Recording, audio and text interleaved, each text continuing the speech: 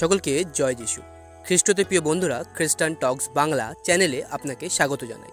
প্রিয় বন্ধুরা, আজকে আমি আপনাদের একটি গল্প শোনাব। গল্পটি হলো শ্রী রামকৃষ্ণের প্রভু যিশুকে দর্শনের গল্প। কি এটি শুনে অবাক লাগছে যে শ্রী রামকৃষ্ণ প্রভু যিশুকে দর্শন করেছিলেন? হ্যাঁ প্রিয় বন্ধুরা, শ্রী রামকৃষ্ণ কিন্তু আমাদের প্রভু যিশু খ্রিস্টকে দর্শন করেছিলেন। তাই রামকৃষ্ণ মিশনে আজও 25শে ডিসেম্বরে ক্রিসমাস উদযাপন করা হয়। তাই আসুন আর বেশি দেরি না করে আমরা শ্রী রামকৃষ্ণের প্রভু যিশুকে দর্শন করার গল্পটি শুনে নিই। যদু মল্লিকের বাগান বাড়িতে একদিন বেড়াতে এসেছেন শ্রীরামকৃষ্ণ। বৈঠকখানায় বসে গল্প করছেন যদুর সঙ্গে। হঠাৎ দেয়ালে টানানো এক ছবির দিকে নজর পড়ল তার। দেখলেন বড় সুন্দর একখানি ছবি। ছেলেকে কোলে নিয়ে দাঁড়িয়ে আছেন একজন মা। মায়ের বাহুর বেষ্টনীতে শিশুটিকে দেখতে যেন উষার আকাশে ওঠা প্রথম উদয় ভানুর মতো। মায়ের চোখে স্নেহ, আর শিশুটির মুখ যে কি নিষ্পাপ, কি সরল, কি পবিত্র, এ যেন রামকৃষ্ণ আগে কোনোদিনই দেখেনি। ওরা কারা হে? একজন মেম সাহেব আর তার ছেলে বুঝি? তাই হবে বোধ হয়। অন্যদিকে মুখ ফেরাতে চাইলেন রামকৃষ্ণ, কিন্তু অন্যদিকে চোখ ফেরানোর কি জো আছে? সত্যি করে বলো না যদু, ওরা কারা? ও তো দেখছি জ্যোতির্ময় এক শিশু, যেন ঈশ্বরের পুত্র। বলো না যদু, ওরা কারা? মাতা মেরি এবং তার পুত্র যিশু, জবাব দিলেন যদু মল্লিক। এক দৃষ্টে ছবিটির দিকে চেয়ে রইলেন রামকৃষ্ণ। হঠাৎ সারা পৃথিবী যেন তার কাছে স্তব্ধ হয়ে গেল। সোজা উঠে চলে গেলেন শম্ভু মল্লিকের কাছে। শম্ভু মল্লিককে বললেন, আমাকে বাইবেল পড়ে শোনাও তো তুমি। আমাকে যিশুর গল্প পড়ে শোনাও তো বাপু। শম্ভু মল্লিক বাইবেল পড়ে শোনাতে লাগলেন শ্রী রামকৃষ্ণকে। বাইবেলে যিশুর ব্যাপারে শুনে তার মনে হলো যিশুর মধ্যে দিয়ে তার যেন ঈশ্বর দর্শন হচ্ছে। এই ঘটনার পর 3 দিন দক্ষিণেশ্বরের মন্দিরে গেলেন না রামকৃষ্ণ। মন্দিরে যাওয়ার প্রয়োজনও মনে হলো না সেরকম। 3 দিন পর তিনি যখন পঞ্চবটিতে দাঁড়িয়ে রয়েছেন, হঠাৎ করে তিনি দেখলেন গঙ্গার মধ্যে দিয়ে গৌরবর্ণ এক পুরুষ তার দিকে হেঁটে আসছে। রামকৃষ্ণের মনে চেতনা হলো, ইনি স্বয়ং যিশু খ্রিস্ট। তিনি আমার দিকে এগিয়ে আসছে। রামকৃষ্ণের কাছে এসে রামকৃষ্ণকে আলিঙ্গন করলেন প্রভু যিশু। রামকৃষ্ণের মনে হলো তার যেন স্বয়ং ব্রহ্ম দর্শন হলো।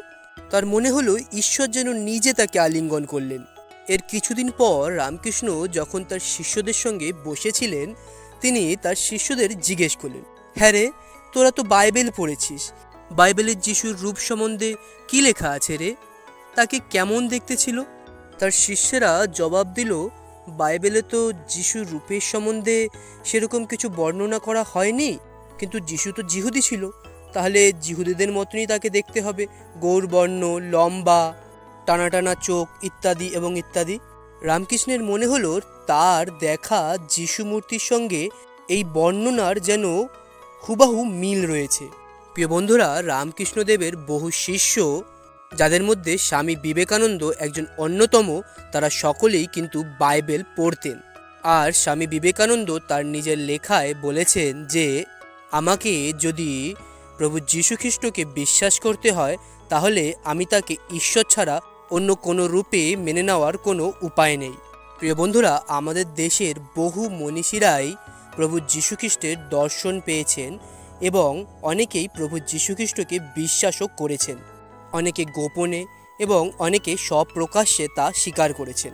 প্রিয় বন্ধুরা, আমরা বাঙালিরা সর্বদাই সমস্ত ধর্মকে ভালোবাসতে এবং সম্মান করতে শিখেছি, কিন্তু আজ কিছু মানুষ যারা নিজেদেরকে বাঙালি এবং সনাতনী বলে চিহ্নিত করছে, তারা বিভিন্ন খ্রিস্টান মণ্ডলীতে আক্রমণ করে তা ভাঙছে এবং খ্রিস্ট বিশ্বাসীদের উপর অত্যাচার করছে, খ্রিস্টীয় মহিলাদের অপমান করছে এবং হেনস্থা করছে। আমি জানি এবং বিশ্বাস করি যে এই সমস্ত লোকেরা আসলেই বাঙালি এবং সনাতনী না। তারা ধর্মের নামে মানুষে মানুষে বিরোধ বাঁধাচ্ছে। এই সমস্ত মানুষের আসলেই কোনো ধর্মজ্ঞান নেই। তারা আমাদের ইতিহাস জানে না। তারা জানে না যে আমাদের মনীষীরাও প্রভু যিশুর দর্শন করেছিলেন। এরা কোনো ধর্মাবলম্বী নয়, এরা কেবল সন্ত্রাসী। সন্ত্রাস ছড়ানোই এদের কাজ।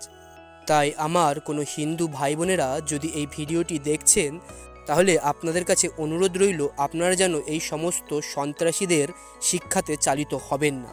শ্রী রামকৃষ্ণ, স্বামী বিবেকানন্দ, রাজা রামমোহন রয়, দয়ানন্দ সরস্বতী ইত্যাদি বহু মনীষীরাই বাইবেল পড়েছেন এবং যিশুকে সম্মান করেছেন।